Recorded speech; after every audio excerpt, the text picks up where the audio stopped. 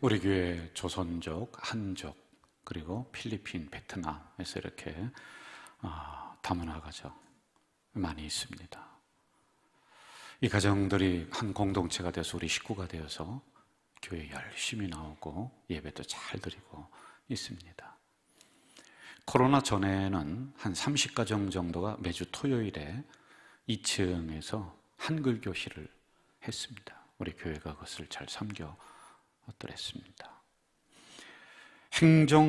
행정안전부에서 통계청 인구조사, 주택조사 자료를 활용해서 발표한 게 2019년에 우리나라에 거주하는 외국인들, 결혼해서 오셨거나 일 때문에 오셨거나 그 모든 분들의 숫자를 221만 6,612명 정도로 이렇게 추산을 해드렸습니다.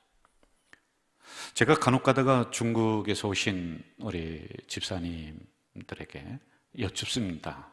어떠냐? 한국에 잘 적응했냐? 근데 그분들의 이 적응기를 보면은 눈물이 나요. 굉장히 어려움을 많이 겪었습니다. 그래, 언제 그 가장 슬프냐?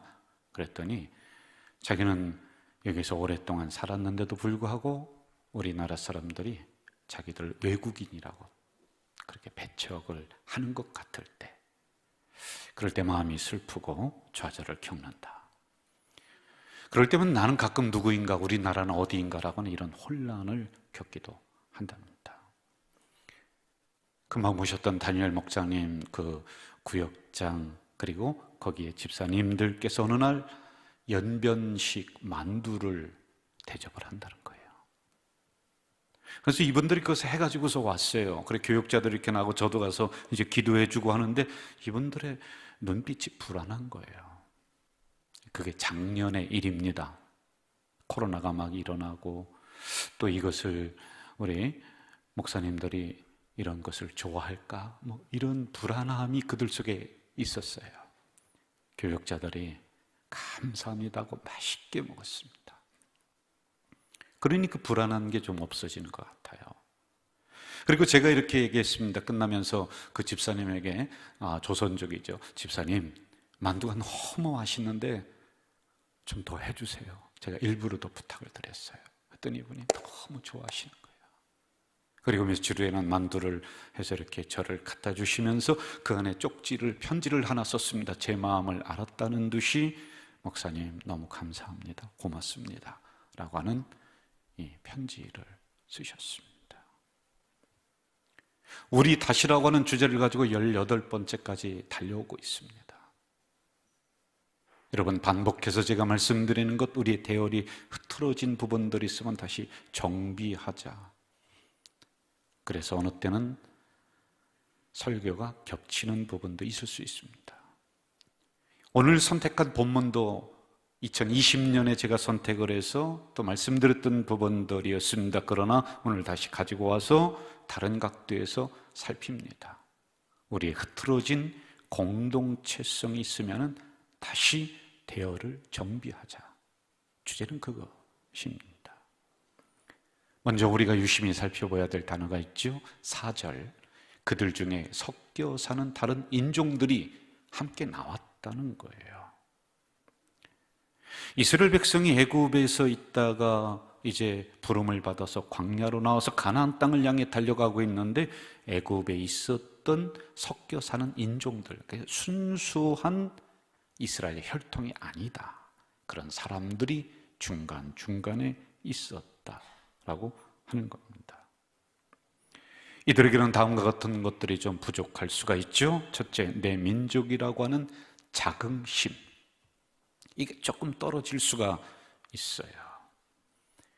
이스라엘 백성들에게 가장 자존심이 딱 세워지는 게 뭐냐면은 선민사상이라고 해요. 하나님의 백성이다. 하나님이 우리나라를 선택했다라고 하는 이런 자부심, 자긍심이 그들에게는 딱 있습니다. 그런데 섞여 사는 인종들, 따라 나온 사람들은 원래 아니니까 그게 좀 떨어질 수가 있겠지요. 두 번째, 신앙의 중심성이 좀 떨어질 수 있어요. 이들은 하나님 유일주의입니다. 이스라엘 백성들은 오직 야훼 하나님 하면요 하던 일 다 멈춥니다. 안식일이에요. 안식일 제가 가서 보니까요 가게마다 이 랍비들이 다니면서 종을 쳐요.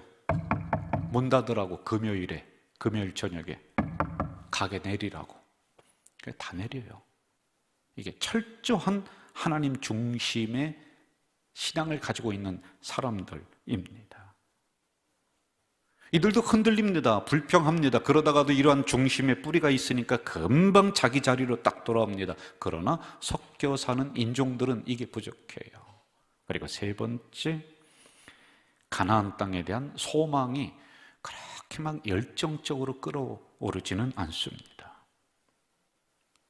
지금 이들이 고생하면서 이 광야를 걸어가는 이유는 하나입니다. 뭐냐? 이 고생 끝나면은 하나님이 약속하신 저 가나안 땅, 젖과 꿀이 흐르는 땅, 그 땅을 차지할 것이다. 그리고 자손 만대로 그 땅에서 살아갈 것이다라는 이러한 거대한 목표, 소망, 꿈. 그러니까 여러분 가나안 땅 가면서 이 고생을 참는 거예요. 배고픔 참는 거예요. 여러분 우리 어르신들 많이 계신데 제가 그분들과 대화를 나누다 보면 세상에 고생 안 하신 분이 없어요. 그런데 참 얼마나 하셨습니까? 그러면은 내가 이 고생하면서 우리 자녀가 잘 되고 우리 후손들이 잘 된다면은 그 소망을 가지고 50년대, 60년대 배 고르면서도 한 번도 포기하지 않고 그렇게 오셨습니다. 왜? 나보다는 우리 자녀가 더 크게 된다. 이 소망이 있었습니다. 그러나 섞여 사는 인종들은 그게 좀 떨어질 수가 있겠죠. 마지막, 어려움 앞에서 이들은 도망갑니다. 우리 교회반에도 제법 교육자들이 있고 직원들이 있습니다. 제가요 수시로 자주 종종 무슨 얘기를 하느냐면은 우리는 월급 받아 먹는 존재가 아니다. 우리는 주인이다. 이 의식을 심어놓는 거예요. 교육자들이 뭐 평생 있습니까? 어느 때는 5년, 6년 뭐 이렇게 다 부교육자들이 또 더 좋은 데로 가기도 하고 그렇죠. 그럼 제가 처음에 오면은 우리 김요셉 목사님에게도 당신은 여기에 주인이다. 주인 의식을 넣어주는 거예요. 제가 그 얘기를 자주 했더랬습니다. 손님은 어려움 오면은 도망가요. 그러나 주인은 어려움이 왔다 그러면 그 어려움 속으로 달려들어서 그 어려움을 함께 이기며 넘을 줄 아는 게 주인이에요. 그런데 이 섞여 사는 무리는 어려움이 옵니다. 그러면은 도망갈 수 있는 확률이 많이 있다는 것입니다. 가자동에서 교회를 오랫동안 섬기다가 청라로다가 이사를 가신 목사님이 있어요. 우리 교단인데요. 뭐 다 알만한 분들입니다. 가서 건축을 했습니다. 신도시가 형성이 되면서 새로운 사람들이 교회에 자꾸 들어오는 거예요. 그래서 제가 한편으로 부러워서 한참 전이에요. 한 7, 8년 된 것 같아요. 목사님 좋으시겠어요. 그랬더니 이 목사님이 저에게 하소연을 합니다. 아니야. 사람들이 오긴 오는데 불평불만이 보통이 아니라는 거예요. 엘리베이터가 적다. 주일에 왜 국수 끓여주냐, 밥 해줘라. 불만이라는 거예요. 본당이 왜 덥냐, 성전이 왜 더러우냐, 화장실이 왜 이 모양이냐. 별걸 가지고 다 불평한다는 겁니다. 그러면서 그분이 이런 얘기를 합니다. 목사님, 우리 교회는요 성도가 가득 찬 게 아니라 손님이 많아요. 손님이라는 거예요. 다시 4절로 가볼까요? 이스라엘 자손도 다시 울며 불평했다는 겁니다. 그 이유가 무엇이냐 하면은 섞여 사는 무리들이 불평합니다. 원망합니다. 힘들다고 합니다. 왜 이 가나안 땅에 당신들이나 가지 우리를 여기까지 끌고 왔느냐라고 하소연합니다. 그랬더니 이 불평이 처음에는 작은 것이었습니다. 그런데 이것이 점점 퍼져서 이스라엘 자손도 울었다, 불평했다, 온 나라로 번지고 있습니다. 이스라엘 백성들은 그런 사람이 아니에요. 어려움 와도 그 참아낼 줄 아는 사람입니다. 그런데 지금 이들 속에는 주인의식이 아닌 손님, 무리의식, 이게 점점점 들어오고 있어요. 5절로 가볼까요? 여러분 저를 보시면서 같이 한번 읽어봅시다. 여기를 보세요. 시작. 우리가 애굽에 있을 때에는 값없이 생선과 오이와 참외와 부추와 파와 마늘들을 먹은 것이 생각나거늘. 불평이 구체화되고 있어요. 아주 세부적으로 나누고 있죠. 사실입니다. 애굽에서 그거 먹었습니다. 그런데 광야는 그거 없어요, 여러분. 그래서 사실에 근거한 불평은 사람들을 설득시킬 수 있고 동조자를 많이 만들 수가 있습니다. 그러면서 슬쩍 진실을 왜곡하는 단어가 이 안에 담겨져 있어요. 값없이 먹었다. 그러니까 공짜로 이걸 먹었다는 거 아니지요. 왜 공짜입니까? 죽으라고 이랬습니다. 애굽에서 이스라엘 백성들이 죽으라고 일한 결과로 얻은 것이 참외, 마늘, 파, 부추. 그것도 넉넉하지 못했습니다. 그냥 연명하면서 살아갈 그 정도. 그런데 값없이 이걸 먹었다. 이렇게 이야기합니다. 불평이죠. 불만이죠. 온통 그렇습니다. 자, 여러분, 이제 반대되는 입장을 한번 좀 살펴볼까요? 11장 3절에 보면 이곳의 이름을 다베라 광야라고 이야기를 합니다. 그러면 적어도 이들이 다베라 광야, 그러니까 여기까지 오기에는 어떤 일이 있었는가? 애굽에서 출발했습니다. 다베라 광야까지는 먼 거리입니다.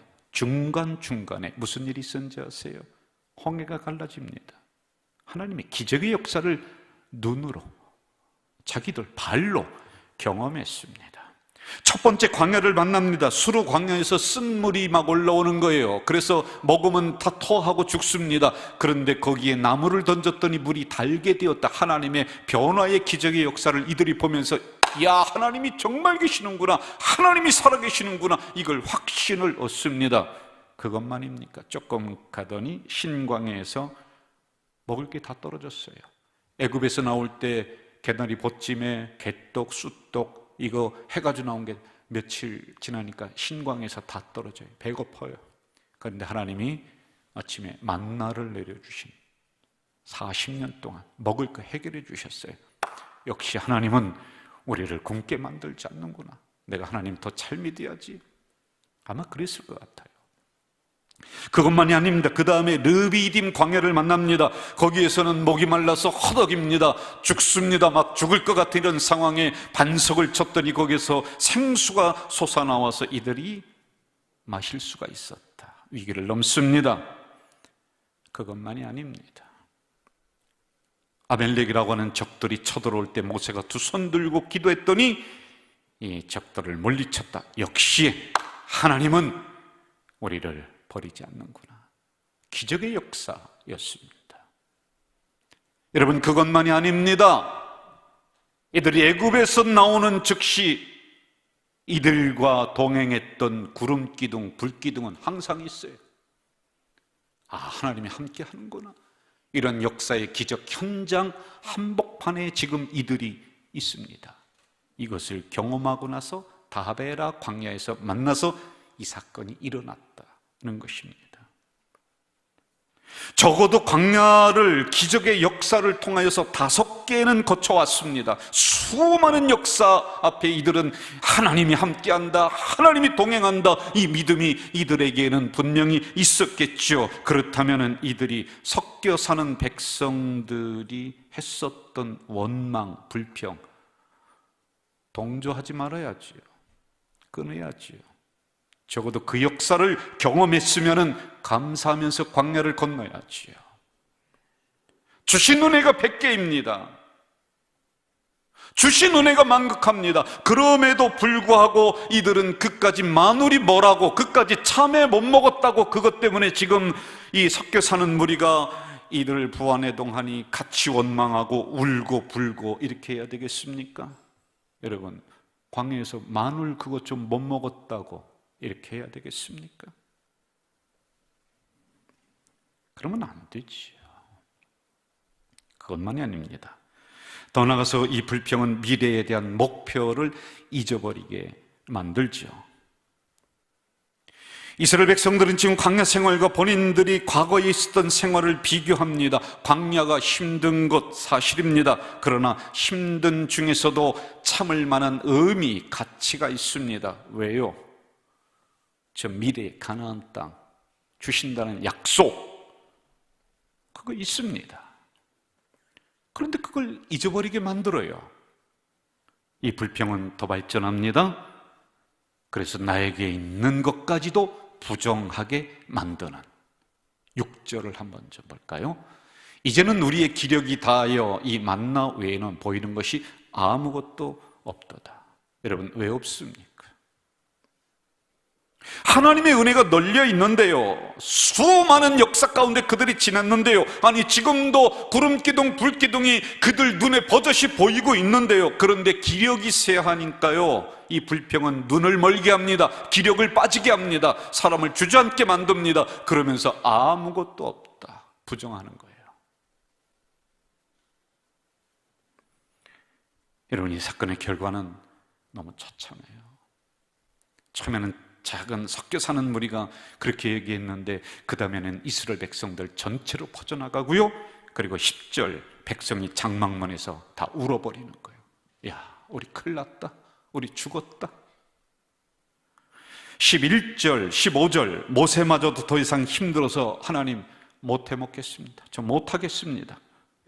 내가 책임질 부모도 아니고 왜 나한테 이 짐을 떠넘깁니까? 15절에 보니까요 뭐라고 나오냐면 모세가 이렇게 얘기해요. 하나님, 즉시 나를 죽여주십시오. 이렇게 불평과 원망은 지도자까지도 무너지게 만드는 거예요.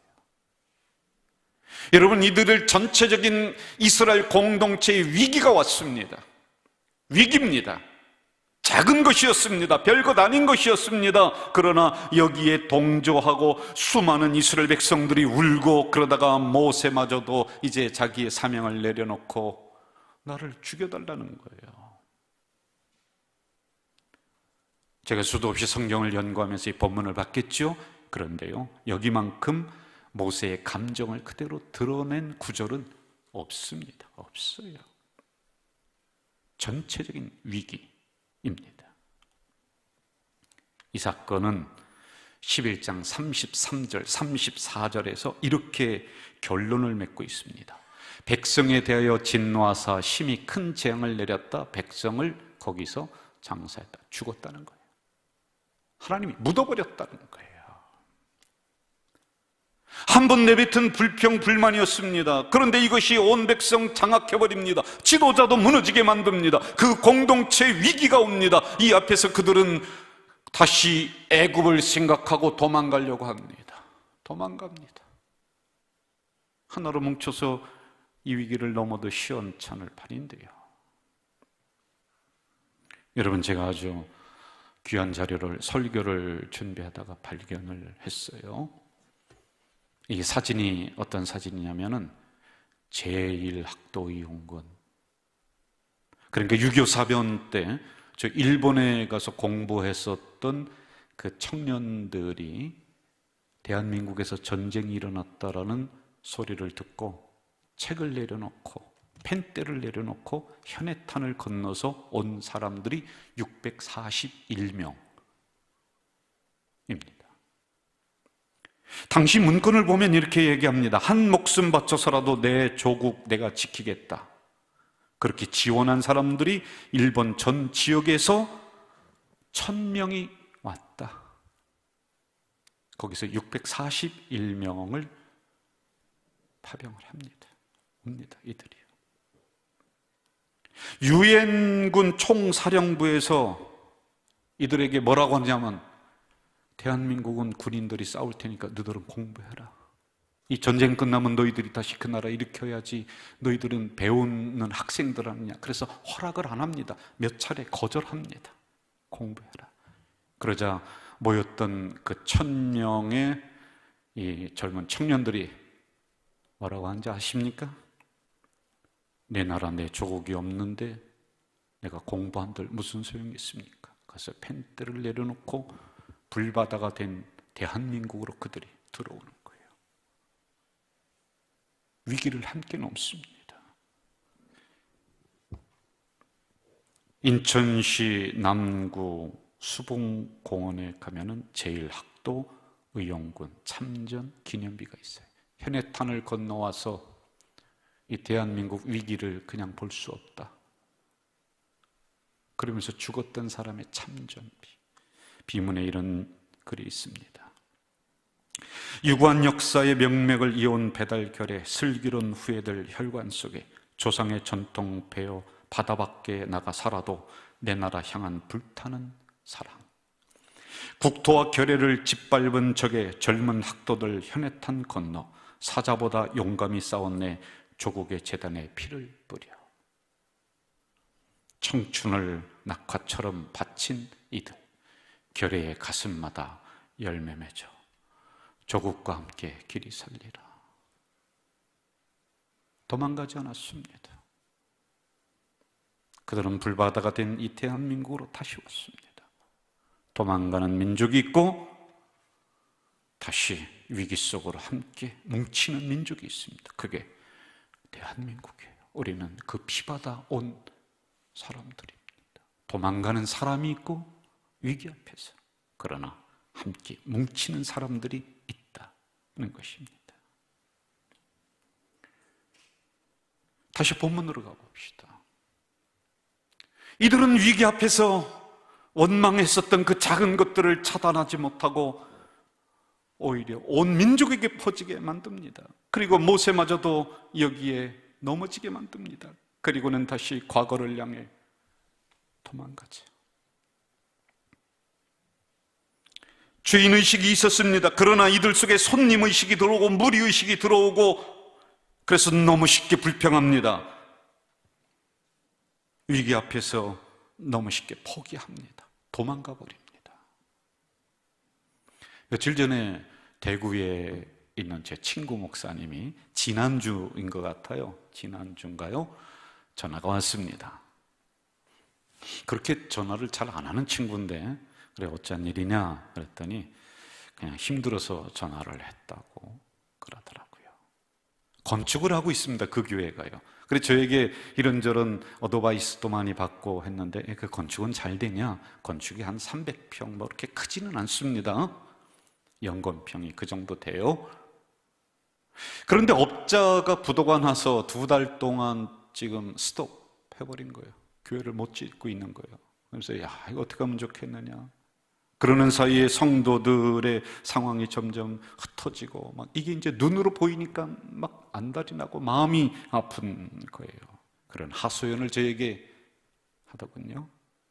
그러면서 그분이 뭐라고 하느냐면, 야, 김 목사 친구야, 가져질 게는 2번의 그 건축을 했는데 본인이 이제 해보니까 그걸 아는 거예요. 야, 어떻게 이렇게 참 은혜롭게 성공적으로 잘했느냐. 보편적으로 교회 건축을 하면은 잘 나오던 성도들 30 내지 40%가 빠진답니다. 한국 교회 통계적으로 그렇다는 것이에요. 그리고 건축할 때 새신자가 등록하지 않는데요.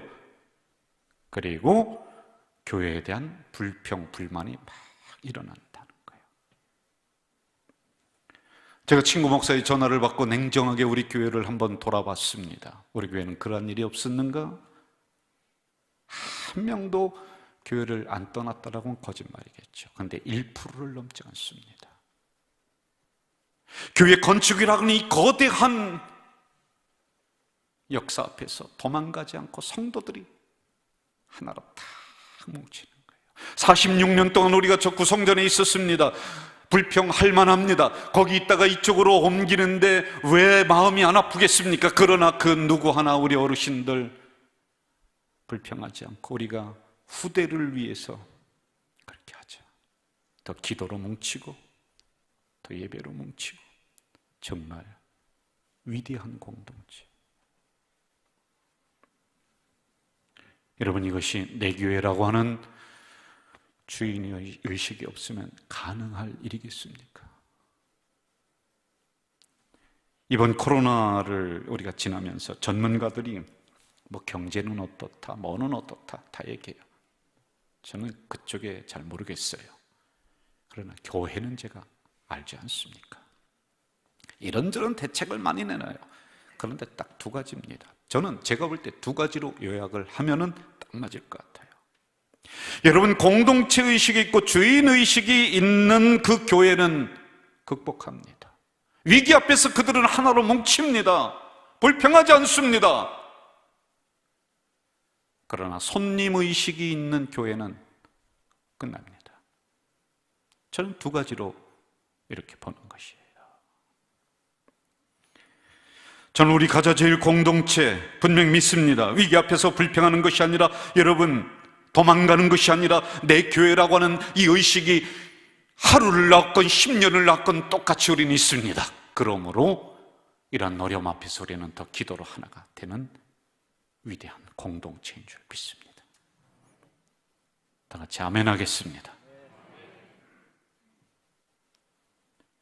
저는 종종 우리를 한 식구다, 한 권속이다, 이런 이야기를 제가 많이 합니다. 제 이야기가 아니라 성경에 근거된 이야기입니다. 오늘 신약 본문 2장 12절. 그때의 너희는 그리스도 밖에 있었고 이스라엘 나라 밖의 사람이라 약속의 언약들에 대하여 외인이요 세상에 소망도 없고 하나님도 없는 자이었다. 여러분, 원래 우리가 그런 존재입니다. 별로 옆 사람에게 관심 없습니다. 별로 상관없는 존재들입니다. 외인입니다. 그렇게 관심 갖고 싶어하는 그런 사람들도 아니었습니다. 이랬던 우리들이었습니다. 그러나 오늘 본문은 이렇게 이어져 가고 있습니다. 그러므로 이제부터 너희가 외인이 아니다, 손님이 아니다, 오직 성도들과 동일한 시민이요 하나님의 권속이다. 교회 주인은 분명히 예수 그리스도인 줄 믿습니다. 그런데 그 교회를 우리에게 위임해 주셨습니다. 누구에게요? 담임 목사에게요? 여러분, 아닙니다. 여러분 개인에게 가자 제일교회를 위임해 주셨습니다. 여러분이 교회입니다. 그래서 위기 앞에서 우리는 도망가는 것이 아니라 더 달려들어서 이 위기를 넘는 위대한 공동체가, 견고한 공동체가 되어야 한다는 사실입니다.